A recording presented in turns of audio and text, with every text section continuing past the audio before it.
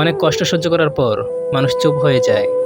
তারপর না কারো কাছে কোনো অভিযোগ করে, না কারো কাছে কোনো প্রত্যাশা থাকে। এখন আমি রাগ করা ছেড়ে দিয়েছি। কেউ যে আমাকে বোঝাতে আসবে এমন কোনো আশা নেই। যারা অনেক কিছু পায় তারা অনেক কিছু হারায়। এই পৃথিবীতে যারা হাসে তারাই সবচেয়ে বেশি কাঁদে। আমাদের প্রিয়জনেরা আমাদেরকে এতটাই একা করে দিয়েছে যে এখন আমরা একাকিত্বকে নিজের মতো করে অনুভব করি। আপনি কাউকে যত আপন করে নিন না কেন, একদিন তারা আপনাকে অপরিচিত মনে করবে। হাজারো সমাগম লাখো মেলা, কিন্তু তুমি যেখানে নেই সেখানে আমি বড় একেলা। কষ্ট যখন সীমাহীন ছাড়িয়ে যায় তখন তার রূপ নেয় শুধু নীরবতায়।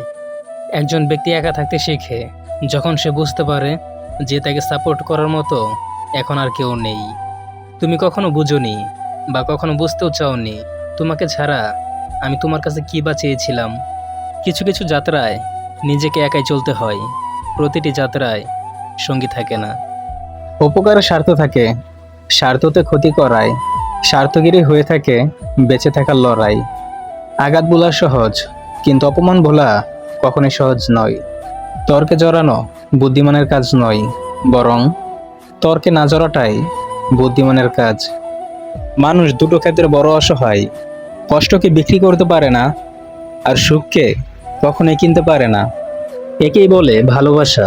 ভালোবাসার মানুষটি চলে গেলেও ভালোবাসা কখনোই শেষ হয় না। কাউকে একবার ভালোবেসে দেখেন, তবেই বুঝতে পারবেন তাকে ছাড়া বেঁচে থাকা কতটা অর্থহীন।